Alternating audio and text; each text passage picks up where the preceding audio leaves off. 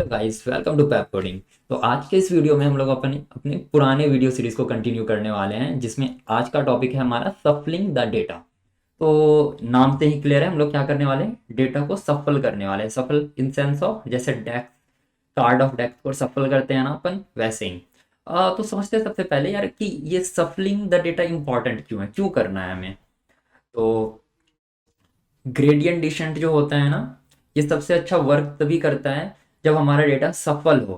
अच्छा, इसको समझते हैं पहले, ऐसे समझते हैं कि हमारे पास बहुत सारे कंट्रीज का डेटा है, जिसमें टेम्परेचर है, वहाँ का लॉन्गिट्यूड, लैटिट्यूड और टेम्परेचर, वहाँ के बहुत सारे कंडीशंस हैं उस कंट्रीज के, और जिसके बेसिस पे हमें वहाँ का वेदर प्रिडिक्ट करना है, मान लेते हैं।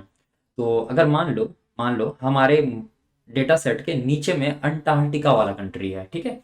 तो अगर हमने अपने मॉडल को ऊपर से कुछ सेट उठा के दे दिए, तो वो सारे कंट्रीज के लिए ट्रेन तो हो जाएगा, लेकिन क्या वो मॉडल अंटार्कटिका, जो कि नीचे नीचे हमारे डेटा सेट के नीचे पड़ा हुआ था, उसके अकॉर्डिंगली ट्रेन हो पाया? नहीं हो पाया। तो क्या कभी वो अंटार्कटिका के वेदर को सही से प्रिडिक्ट कर पाएगा क्या? नहीं कर पाएगा ना। तो हमें क्या करना चाहिए, इस कंडीशन को, इस प्रॉब्लम को सॉल्व करने के लिए हमें अपने मॉडल को सारे कंट्रीज का डेटा प्रोवाइड करना चाहिए, लाइक थोड़ा थोड़ा करके, ताकि हमारा मॉडल सारे कंट्रीज के अकॉर्डिंगली थोड़ा बहुत प्रिपेयर होके रहा हो। तो एक चीज़ तो समझ में आ रहा है कि हमारे लिए सफलिंग द डेटा इंपॉर्टेंट तो है। तो इसको अचीव कैसे किया जाए? तो अचीव करने के लिए हम लोग जो है ना, ये शफल फंक्शन यूज करने वाले हैं। और ये सफल फंक्शन का मैं आपको बैकग्राउंड समझाता हूँ पहले। तो इसके लिए मैं व्हाइट बोर्ड पे जाऊंगा, आपको अच्छे से समझाता हूँ ये काम कैसे करता है। तो इसमें बहुत सारा माइनर माइनर कंसेप्चुअल एरर आ जाता है कभी कभी, तो इसका समझना बहुत ही ज़्यादा ज़रूरी है, और वो भी अच्छे से। तो जैसे मान लो ये हमारा डेटा सेट है, ठीक है। ये हमारा क्या है भाई? डेटा सेट है। यहाँ पे बहुत सारा डेटा पड़े हुए हैं। तो ये क्या करता है ना, सफल फंक्शन एक बफर बनाता है। जैसे ये मान लो हमारा क्या है भाई, डेटा सेट है, और ये हमारा हो गया बफर। बफर का साइज जो है ना, हम लोग दे देंगे। लाइक जैसे मान लो मैं यहाँ पे 3 साइज का बफर बनाना चाहता हूँ, तो मैं यहाँ पे दे दूंगा कि भाई ये बफर साइज 3। अब ये साइज से मेरा क्या मतलब है, वो सब मैं अभी समझाता हूँ। थोड़ा टाइम दो मेरे को। और ये मेरा नया डेटा सेट है, जिसमें हम शफल करने के बाद डेटा को डालने वाले हैं।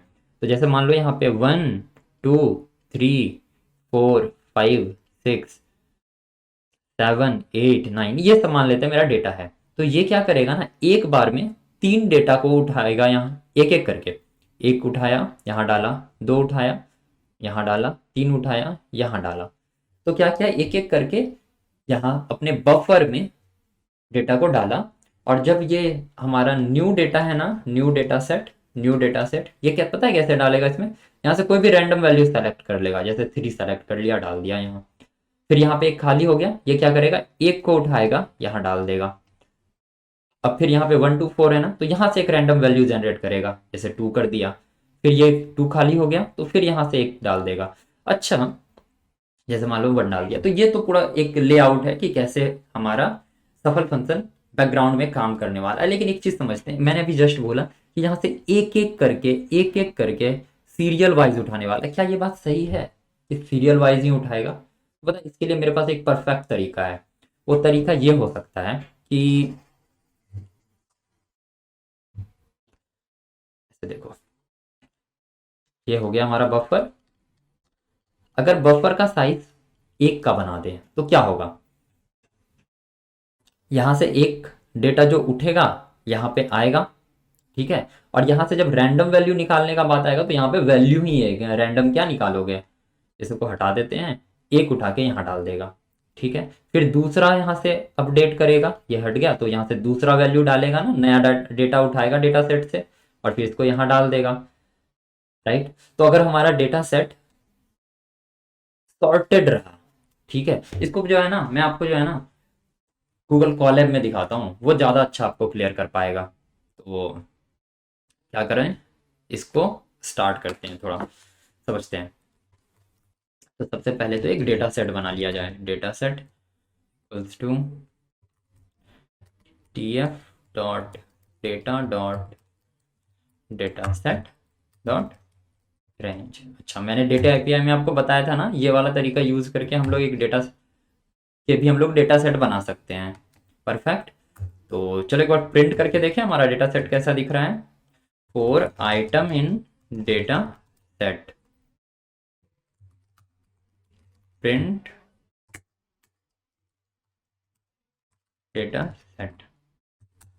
तो सॉरी, मैंने यहाँ पे डेटा सेट कर दिया, प्रिंट प्रिंट आइटम।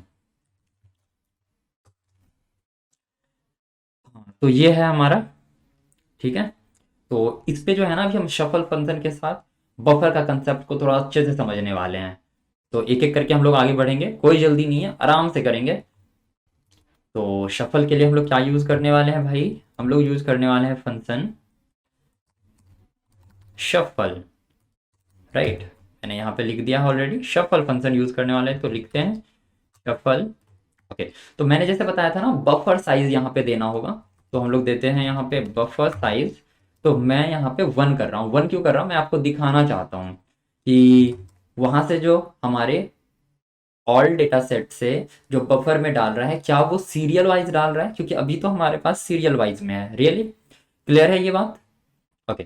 तो ओके, यहाँ पे जो है ना एक और चीज, यहाँ पे एक और चीज हम लोग डाल सकते हैं, सीड। पता है ये क्या है? जैसे कि रैंडम वैल्यूज जो जनरेट करने का वाला जो तरीका है ना, हम अगर चाहते हैं कि हर बार जब भी हम इस वाले कॉलम को रन करें, तो मेरे को सेम ही टाइप से रैंडम जनरेशन मिले। क्योंकि ऑफ कोर्स रैंडम जो जनरेट कर रहा है, ये किसी ना किसी अपने लॉजिक को यूज करके कर रहा होगा। तो अगर हम चाहते हैं सेम ही टाइप का रैंडम नंबर जनरेट हो, तो यहाँ पे हम सीड इक्वल्स टू समथिंग, कोई कांस्टेंट नंबर दे सकते हैं। ओके, ये हो गया। तो क्या किया हमने, हमने अपने डेटा सेट को सफल कर दिया बफर साइज 1 देके। एक बार प्रिंट करके देखें क्या अब जो हमारा डेटा सेट है वो कैसा दिखता है। डेटा सेट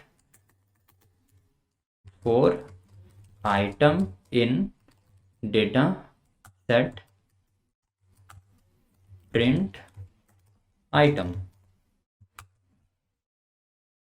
तो देखो जरा क्या हुआ, यहाँ पे बफर साइज जब मैंने 1 डाला ना, तो क्या हुआ, बफर में तो आया लेकिन सेम का सेम निकल गया। इससे क्या पता चल रहा है कि हमारे डेटा सेट से जो है ना, एक लाइन से एक एक करके आ रहा है, एक एक करके आ रहा है, बफर में जा रहा है, फिर वहां से न्यू डेटा सेट में जा रहा है सफल होके, राइट। तो अब जैसे मान लो यहाँ पे मैं अगर 5 कर दूं, ठीक है, 5 कर दूं, तो देखना क्या होगा, तो सारा का सारा क्या हुआ, सफल हो गया ना। यही मैं बोलना चाह रहा था। तो एक चीज तो क्लियर हो गया, डेटा सेट से एक एक करके आ रहा है, बफर में स्टोर हो रहा है, और वहां से रैंडम रैंडम वैल्यूज हमारे न्यू डेटा सेट में जा रहा है सफल होके। बेसिकली ये पूरा सफल का प्रोसेस था। अब मैं यहाँ पे आपको कुछ और चीजें भी दिखाना चाहूंगा। ये तो हो गया मेरा सफल। तो सबसे पहले इसको थोड़ा सा वेट करो, मैं इसे बैच में डाल रहा हूँ, बैच साइज बना रहा हूँ मैं 10 का, ठीक है। तो ये हो गया हमारा, बैच में मैंने डाल दिया। अब मैं आपको पता है क्या दिखाने वाला हूँ, यहाँ पे जो है ना, मैं रिपीट फंक्शन, आपको याद है रिपीट फंक्शन क्या था?